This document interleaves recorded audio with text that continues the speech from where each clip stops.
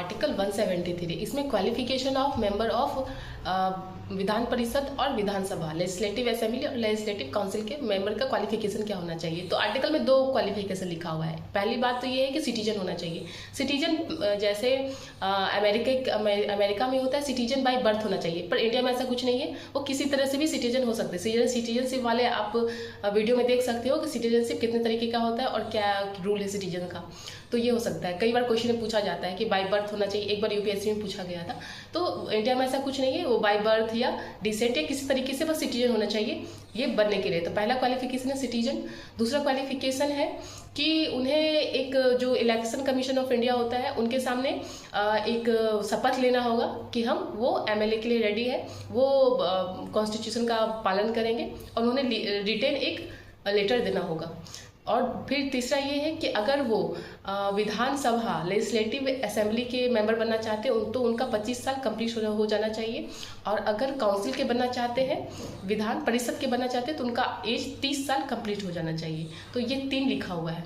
एक और इम्पॉर्टेंट चीज़ इसमें है कि अगर अदर क्वालिफिकेशन ऐड करना है तो ये चीज़ पार्लियामेंट ध्यान रखिएगा। अगर इस क्वेश्चन पूछ लिया जाता है कि किसे हक है कि और एडिशन कर जोड़ने का, तो आप लेजिस्लेटिव असेंबली कर दोगे, क्योंकि सेंटर में पार्लियामेंट लोकसभा का काम है तो इधर हो सकता है लेजिस्लेटिव असेंबली कर दोगे। ऐसा नहीं है। इनका भी अगर क्वालिफिकेशन ऐड करना है तो ये पार्लियामेंट ही तय करेगी। पार्लियामेंट बाद में कुछ ऐड करना चाहे इनका क्वालिफिकेशन तो वो कर सकती है। जैसे शेड्यूल 10 आया था, तो इस तरीके से आप पिछले वाले वीडियो में भी जाकर देख सकते हो कि एडिशनल क्वालिफिकेशन क्या कौन सा जुड़ा हुआ है, कौन सा लॉ लाया गया था जिससे मेंबर ऑफ पार्लियामेंट या लेजिस्लेटिव असेंबली के जो मेंबर होते हैं या काउंसिल के मेंबर उनके लिए भी लॉ बाद में पार्लियामेंट ऐड की है। और ये कौन सा क्वालिफिकेशन आप जाके देख सकते। जैसे डिस्क्वालिफिकेशन का शेड्यूल 10 जोड़ा गया था, तो ये दोनों के लिए जोड़ा गया था, जो स्टेट में है मेंबर और जो सेंटर में है। तो इस तरीके से और इस तरीके का मान लेते हैं पार्लियामेंट अगर चाहे तो ऐसा जोड़ सकते हैं कि ग्रेजुएशन जो किए हैं मेंबर जो हो सकते हैं ग्रेजुएशन के कम के ना हो, ग्रेजुएशन के हो,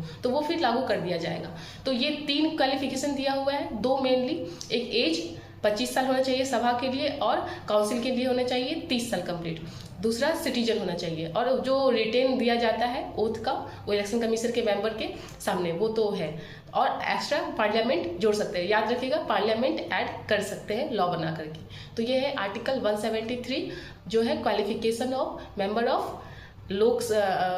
of legislative assembly and legislative council.